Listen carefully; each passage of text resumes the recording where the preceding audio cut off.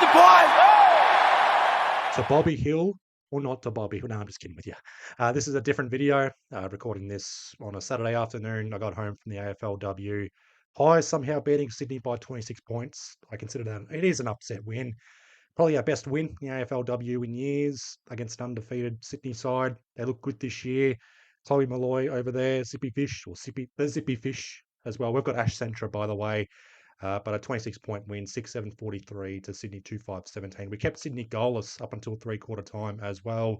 And here I was thinking they're going to come back and beat us at some point or somehow get a draw or just something. It was there for the taking, but we're able to hang on. Stats-wise, they don't really reflect just how dominant we were, particularly the tackles and the forward 50 pressure. Our tackling ability and defensive pressure was just immense, particularly in the forward 50 half or inside 50, as well as the back half from Tani White and also Ruby Schleicher. Unbelievable. Aish Centra kicking 2 goals. Linda Holworth kicking 3 goals. The female Mihocek. Centra 2 goals. Benici, typical performance from her. Tani White, Schleicher, I thought were pretty good overall. Plus 57 in disposals, plus 20 contested possessions, plus 11 in clearances. We dominated the midfield. Somehow lost inside 50 count, minus 10, and also the tackles, minus 1. But that's not much of a difference there. Our efficiency inside 50 was way better here. More Sydney fans, surprisingly, but Collingwood able to get up here. Again, it was our forward 50 pressure that was the point of difference. Just tremendous stuff. Hopefully, we're able to back this up next week. But we've just beaten an undefeated Sydney side. Tough fixture to start the season. We're 2-3, so something to work off. Hopefully, be able to sneak into the top 8 from here. But I'll watch this space. Hopefully, we're able to repeat this performance next week and also for the remainder of the AFLW season. But that's a mini update on the AFLW side. 26-point win. So even in the Pies AFL bye week, we've got a win, thankfully. And we will take on the winner of the Q Clash or the Pineapple Grapple tonight. Gold Coast or Brisbane. Genuine 50-50 game. Last night was just unbelievable. Hawthorn upsetting Adelaide. Adelaide minor premiers knocked down straight sets. I'm not going to say anything. If I say anything, I'll get in trouble, and karma's going to bite me in the ass. So if I say anything, I'll get in trouble. But I was at the AFLW game. I was there with a Carlton mate before he went off to Icon Park to watch his AFLW side take on Gold Coast. Just discussing mainly Carlton's updates and trade rumours and also just Collingwood trade rumours and whatnot, which kind of prompted me to do this video. Random to do this, but it's during our bye week in finals, so get to step back, chill, relax, put the feet up, and also just discuss all things Collingwood, I guess, and also just redeem myself. The last bye week, I didn't upload a damn thing, and also technically haven't uploaded in the past week. I uploaded last night. Thank you, everyone who has subscribed, by the way. My goal is to get to 500 subscribers before our season ends, and I could very well get there by the end of this week or before the preliminary finals. So make sure you guys are subscribed. If you're not, give the video a like, comment your thoughts, all things Collingwood, share the videos, recommend it, tell your sister, tell your friends, tell your brothers, I don't know. But just the meat and potatoes of this video, to Bobby Hill, oh no. The meat and potatoes of this video is to just discuss all things Collingwood in terms of trade rumours and also the upcoming draft as well. And it got me thinking, I don't think we're going to make a splash in this trade period or the off season. And it's better to just say it now. It's just my opinion. I just think it's better to say it now before we see the clickbait articles linking everyone to Collingwood. It's mainly going to be St Kilda and Carlton, the main focus of this off season and trade period and player movements and whatnot. And I think we're just going to be in the background. We'll make our moves when we need to. Not to mention as well, trade picks that can be traded up until draft night. So that's sometime in November. So I don't think the trade period's our main focus unless a player wants out at season's end. Unless a player like a Lockie Schultz, not Lockie Schultz now, I'm talking like Lockie Schultz 2023 wanted out of Fremantle and came to Collingwood. We didn't expect that. So maybe a situation like that. Maybe we're linked to Zach Merritt, but he's mainly going to be linked to Hawthorn if he's out of Essendon, unless he wants out and only wants to come to Collingwood for success. Be a bit hollow, I will admit, if he comes to Collingwood wanting success. But if a major name is linked to Collingwood somehow, I will discuss it. And hopefully it is the case, because I do think we will be pretty quiet in this upcoming trade period. We're linked to a few depth basement players. I'll discuss that a little bit more. But it's a good chance to look internally at the moment for Collingwood out of contract players. As I look at this, looking at multiple sources, I'm going to exclude Elliott Smith because he has extended. The club has confirmed this months ago, so he will not be included. 14 out of contract players. I will get rid of some of them as well. Hoskin Elliott is retiring, so that's one. Will Parker, Category B rookie, has hit a performance trigger to extend into 2026. Not made official by the club just yet, but Will Parker does deserve an extension, whether it's a Category B contract or a move to the main list. Willie Frampton, by some reports, when he first signed or moved to Collingwood, it was a 4-year deal instead of 3 years, but surely he will extend to 2026. I'd give him 2 years, bare minimum. He's played very well in the qualifying final. Hopefully he keeps that up. Undefeated in finals, by the way. Rowan Steele and Noah Howe's mid-season pickups. Hopefully we give them a 1-year extension, give them a proper off-season, particularly Rowan Steele, who's in the mix to be playing in the prelim final, depending on the availability of Bobby Hill, Jeremy Howe, and possibly Dan McStay. Noah Howe's, give him a full pre-season as a key forward. So that's 5 players we can discard already. Hoskin Elliott retiring, Parker Category B, Frampton surely gets an extension, Steele and Howe's being mid-season pickups, which does leave 9 players in the mix in terms of out-of-contract players. And the 2 that stick out for me and for everyone else, surely, given the thumbnail, Jamie Elliott and Brody Mihocek. Jamie Elliott, 200 plus games, 300 plus goals. His best season by far, 56 goals for the season, 26 goals without Dan McStay. I mentioned that given my last video.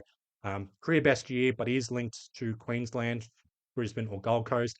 So we won't know if he's going to make a move or not by the end of the season. So give it 2 or 3 weeks minimum for that.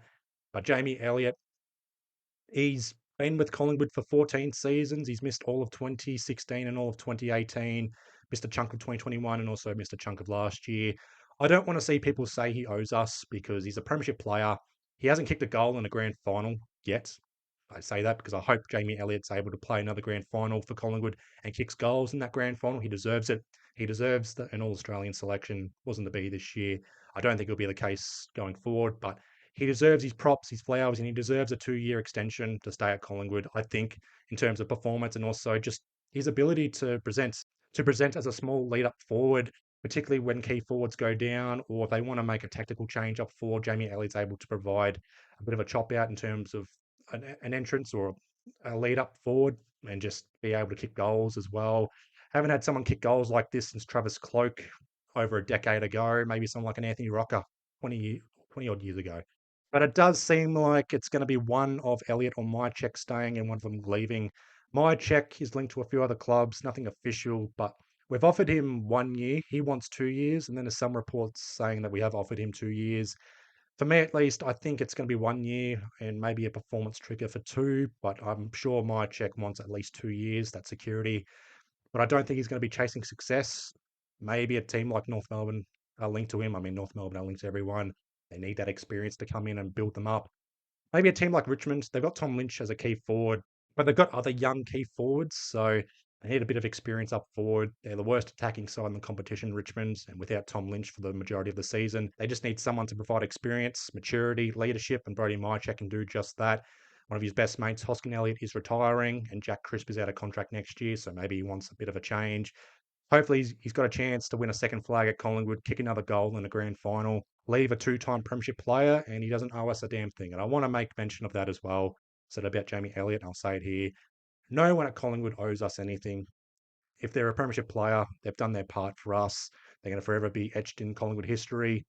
Yes, it's not nice to leave Collingwood and go to another club and dominate, i.e. Jack Ginnivan, but it is what it is. Brody Mihocek looking out for his own career and future. Someone like a John Noble or a Joe Richards didn't win premierships for us, but they're looking at job security and long-term progression and just their overall careers. Brody Mihocek feels he's got 2+ years left in him. Not to mention as well, we are linked to Ben King. He's a free agent end of next year. So if Brody Mihocek stays at Collingwood for 2 years, it likely means we can't get Ben King. So I think 1 year is reasonable for Brody Mihocek to stay. We've got Charlie West developing. Dan McStay still at Collingwood. Tim Membry still at Collingwood. Zach McCarthy coming in. Mason Cox possibly stays. I'll talk about him a little bit later. So key forward depth is there. Oscar Steen can play ruck forward if he's going to make his debut. And Darcy Cameron can fill a hole down back and also play up forward at times. So, yeah, we've got height and someone like a Jamie Elliott that can present. Jordan De Goey can go down forward.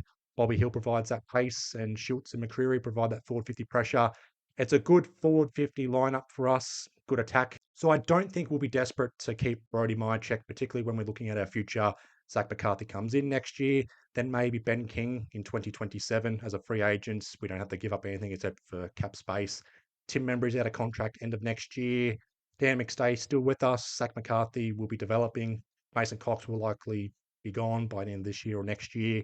But we'll figure that out in a few weeks' time. Hopefully they both stay, best case scenario. But don't be surprised if one of those two leave. And maybe for dirt cheap, we might get something out of that, and then we'll add to our draft points. Mason Cox out of contract. I expected Oscar Steen to somehow get up to Mason Cox's level, not to be this year. So Mason Cox remains our number 2 ruck. Uh, Selected over Dan McStay in the qualifying final, held his own. Hopefully, he's able to hold his own in the prelim and hopefully the grand final. And then Mason Cox, maybe if a club's linked to him, but I don't think it's going to be the case. I think it's either Collingwood or it's it for him. Same with Tom Mitchell. Either he stays for one more year as a depth player only, or he leaves unless a club offers him a 1 or 2 year deal. But I just don't think Tom Mitchell's going to crack our midfield anymore unless there's major injuries, i.e. 2024. So my pessimistic outlook is one of Mihocek or Elliott leaves, one of Cox or Mitchell leaves. And I do think we will delist a handful of players. Finn McRae, one of them. I know it sucks. He was playing decent footy in the VFL this year, returning from his shoulder injury. But I just think he's going to be linked to St Kilda as a delisted free agent. They're going to be linked to everyone. Play alongside his brother next year and get him for dirt cheap. I mean, we've got Tim Membry for dirt cheap this year, so Pervavor for St Kilda. Charlie Dean on the rookie list. Now, he's hit a trigger to no longer be on the rookie list next year, so he'll be on the main list if we keep him. And I don't think it's going to be the case. We are linked to some key defenders, some basement pickups, so that's all I'll watch this space. But I do expect Charlie Dean to be delisted. And other players on the rookie list, Ash Johnson and Oleg Markov, I think their time will be done at Collingwood end of the year. Maybe Finn McRae's on the rookie list. Maybe we delist someone like a Jacob Bryan, then pick him up on the rookie list. Might be linked to a few other players on the rookie list as a delisted free agent. But again, it's all to watch this space. My early predictions, 4, maybe 5 delistings: Finn McRae, Charlie Dean, Markov, Ash Johnson, maybe Tom Mitchell. That would be very, very, very harsh, particularly for a champion of the game. And then maybe Mihocek or Elliott leaves to go to another club. Hopefully not the case. Mason Cox should stay, given that the ruck change rules, and we do need that height and also the depth as well in the ruck. Darcy Cameron goes down, we are stuffed. So Cox, Oscar Steen, maybe Smith, but also Zach McCarthy being drafted end of the year. Or we could be linked to another young ruck, which is a good little segue into who we're looking into. No Jack Silvani, so forget about that. Thank goodness. Didn't want to talk about that too much. Thankfully, I held off on that. Didn't make any assumptions or conclusions off that. He's off to St Kilda for the money. But we are linked to another player at St Kilda, and that's Anthony Caminiti. And, my God, the one St Kilda player I don't want to be linked to is Caminiti, or maybe Jimmy Webster, but he's retiring. But Caminiti, I'll never forgive him for whacking Nathan Murphy. So it's pretty simple. If Caminiti does come to Collingwood, he's going to have to kiss my ass, the left cheek and the right cheek, and then officially apologise to everyone as well. For me, at least, he needs to kiss my ass, personally. But he's a swingman, started off as a key forward, picked up in the supplementary, I guess, selection pickup, 2023, 196 centimetres. Started as a key forward, went down back this year, 56 career games. Played every game this year for St Kilda, and St Kilda, again, they're linked to everyone. Their salary cap's going to be filled to the brim. The Koning, Nasiah, Windhager staying, a few other players linked to them. Silvani signed there for a stack of green bags, and some players will have to be kicked out or forced out, and Caminiti could be one of them, which would be harsh because Caminiti's had a decent year for them, even though St Kilda's been a bit of a nothing club this year, even though they finished their season on a high. But Caminiti as a swingman and also just defending depth, I guess.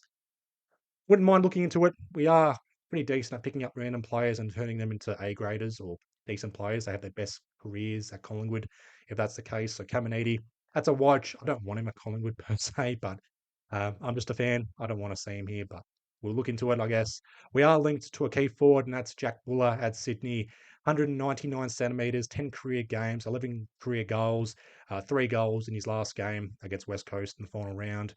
Pick 13 in the 2023 mid-season draft, so a couple of years in the system. He played 1 game in 2023, subbed out by three-quarter time, but he's played 9 games this year. I did see some of him in the VFL season, round 1 against us at Vic Park. He was decent. I thought he got the better of Charlie Dean, but he only kicked, I think, 1 goal. 3 goals against West Coast this year. I think that's his career high, so unless he's kicked more in the VFL in 2023 or 2024, but 3 goals, so he's ending the season on a high. And they're linked to Charlie Curnow. So if Charlie Curno's coming to Sydney, then someone's going to have to leave, and Jack Buller would likely be the case. So, yeah, well, I guess somehow with these massive trade rumours and whatnot, we could be linked to clubs getting their crumbs. So, turning chicken shit into chicken salad. And the other player we are linked to recently, that's from Gettable. Nothing really leading to it so far. That's Tyler Young at Richmond, 27 years old, key defender, 196 centimetres, 35 career games, mature age rookie pickup in the 2023 rookie draft from Richmond. A bit of a whipping boy, I guess, from their fans. Not really a fan of him. Uh, I'm more of a fan of Jacob Blight. He was delisted recently from Richmond. I'd rather pick up Jacob Blight over Tyler Young as a key defender. Someone that plays a little bit like Nathan Murphy for his intercepting abilities. Tyler Young, I'm not too sure he's got his footing at AFL level just yet. But I think it's pretty clear we're not linked to anything major in the off-season or the trade period unless a player wants out of a certain club and demands to go to Collingwood only. We'll talk about that, i.e. Zach Merritt, if he decides to do that, but I don't think it'll be the case. Yeah, if someone wants out, wants to come to Collingwood, we'll talk about that. Um, unless James Aish wants to come out of retirement, unless Lockie Keeffe wants to come out of retirement. Wishing them all the best in their future endeavours, former Collingwood players, so I'll pay respect to them. And just a brief overview of the national draft this year. We're going to have a late second rounder, a late third rounder, and pick 64 right now. That's linked to the Bulldogs. Pick 64 means nothing for points value. So we've got to pick either 33, 34, 35, 36, or 51, 52, 53, 54. We've got at maximum 439 draft points, which is the equivalent of pick 31. That could possibly go down depending if we make the grand final or win the whole thing. But pick 31 likely gets us Zach McCarthy and Zach McCarthy only. So we'll be making moves for draft points this year. Maybe we trade out a future first or a future second to get into this year's draft, accumulate points to pick up McCarthy. Tom McGuan, Oscar Loney, Jai Saxena, and maybe Doug Kerr as well. Doug Kerr and Oscar Loney, more likely late picks. We won't need to accumulate picks for those. Maybe a rookie selection there. But Tom McGuan, most likely a second rounder at best. Zach McCarthy, second rounder at best. Jai Saxena, maybe a late second rounder at best. It's an academy field draft this year, father sons as well. So not many points to pick or accumulate. Maybe if Maynard did leave, we would have picked up some free agency compensation there. Maybe Darcy Cameron would have left to go to West Coast, pick up their end of first round compensation or priority pick. But Darcy Cameron staying at Collingwood, thankfully. Braden Maynard staying at Collingwood, thankfully. And hopefully other players stay at Collingwood as well. But it's all to watch this space. We'll go watch the Q Clash tonight. We play the winner of that in the prelim. That's going to be a 5:15 p.m. game, Saturday twilight at the MCG. Selfishly hoping for Gold Coast, so it's going to be similar to GWS 2 years ago. Not too thrilled about a Saturday twilight game. Not our best time slot to play footy, but not how we perform footy. We lose a lot of close games in Saturday twilights, so hopefully we're able to turn that around. I'll leave you guys all to it. Hoping you guys have had a good weekend so far. Be well, stay safe, Magpies out. Up the pie!